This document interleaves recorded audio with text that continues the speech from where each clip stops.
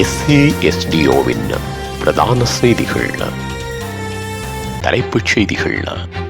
தலைமுடியை வெட்டி சிறுமி மீது கொடுமையான தாக்குதல், சிறியதாய் கைது. மதுபான அனுமதி பத்திர விவகாரம், முக்கிய புள்ளிகளுக்கு விழப்போகும் பேரிடி. வெங்காயத்தின் விலை சடுதியாக அதிகரிப்பு. எனது உயிரும் உடலும் அனுர அரசாங்கத்திற்கு, சபையில் முழங்கிய அர்ஜுனா.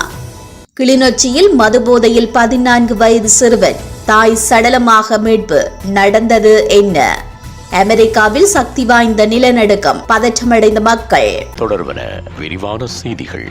14 வயதுடைய பாடசாலை மாணவியை கொடுமையாக தாக்கி தலைமுடியை வெட்டிய குற்றச்சாட்டின் பேரில் சிறுமியின் சிறிய தாய் நேற்று கைது செய்யப்பட்டதாக ரிதிமாலியத்த காவல்துறையினர் தெரிவித்தனர். ரிதிமாலியத்த பிரதேசத்தை சேர்ந்த 35 வயதுடைய பெண் ஒருவரே இவ்வாறு கைது செய்யப்பட்டுள்ளார். சிறிய தாயின் கொடுமையால் காயமடைந்த 14 வயதுடைய பாடசாலை மாணவி மகியங்கனை ஆதார வைத்தியசாலையில் அனுமதிக்கப்பட்டுள்ளார்.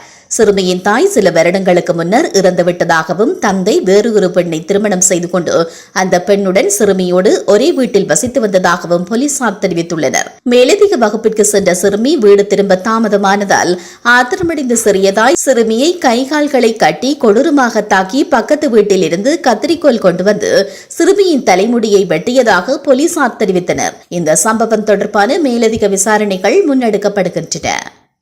மதுபான அனுமதி பத்திரம் வழங்குவதற்கு பரிந்துரை செய்த அரசியல்வாதிகளின் பட்டியல் விசாரணைகளின் பின்னர் வெளியிடப்படும் என்று அரசாங்கம் உறுதியளித்துள்ளது.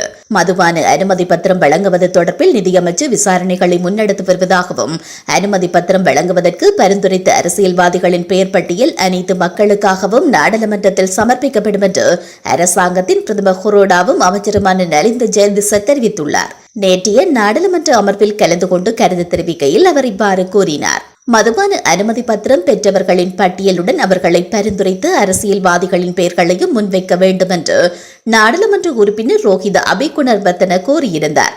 இதன்படி ரோஹித அபிகுணவர்த்தனவின் கோரிக்கைக்கு பதிலளிக்கும் வகையில் அமைச்சர் நலிந்த ஜெயதிசவின் இந்த கருத்து வெளியாகியுள்ளமை குறிப்பிடத்தக்கது. நாட்டில் தற்போது வெங்காயத்தின் விலை சடுதியாக அதிகரித்துள்ளதாக தெரிவிக்கப்பட்டுள்ளது. இதன்படி 1 கிலோ இந்திய வெங்காயத்தின் விலை 500 முதல் 550 ரூபாய் வரை அதிகரித்துள்ளதாக கூறப்பட்டுள்ளது. பாகிஸ்தான் பெரிய வெங்காயம் மற்றும் ஏனைய பெரிய வெங்காயத்தின் விலை கிலோ ஒன்றிற்கு 400 முதல் 450 ரூபாய் வரை உயர்வடைந்துள்ளது. புறக்கோட்டை மொத்த விற்பனை சந்தையில் இந்திய வெங்காயம் கையிருப்பிற்கு தட்டுப்பாடு ஏற்பட்டுள்ளதாகவும், 1 கிலோ வெங்காயத்தின் மொத்த விலை 400 ரூபாவாக உயர்வடைந்துள்ளதாகவும் வியாபாரிகள் தெரிவித்துள்ளனர். இதேவேளை தேங்காய் ஒன்றின் விலை 180 முதல் 230 ரூபாய் வரை அதிகரித்துள்ளதாகவும் தெரிவிக்கப்பட்டுள்ளது.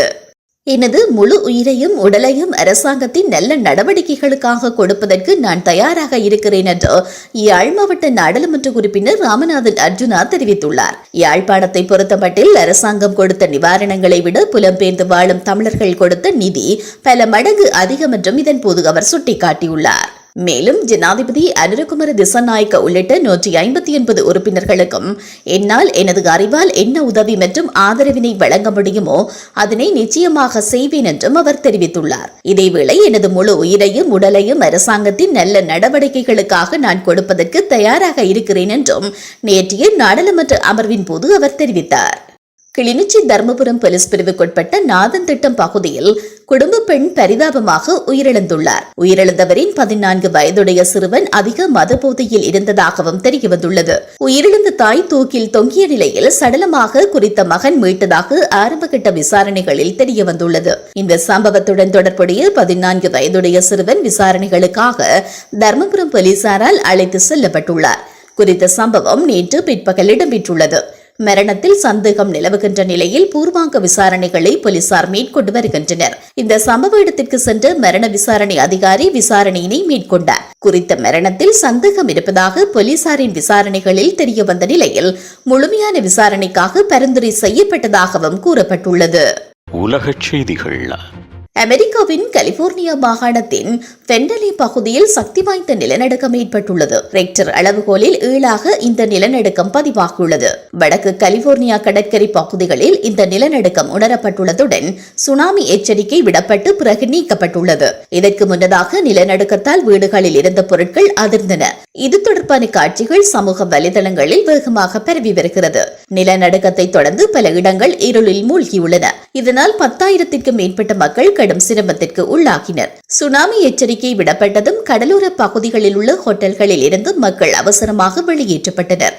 இதேவேளை மக்களுக்கு தேவையான உதவிகளை செய்வதற்கு அவசர குழுவினர் நிலநடுக்கம் உணரப்பட்ட பகுதிகளுக்கு அனுப்பப்பட்டதாக கலிபோர்னியா மாகாண அதிகாரிகள் தெரிவித்துள்ளனர்.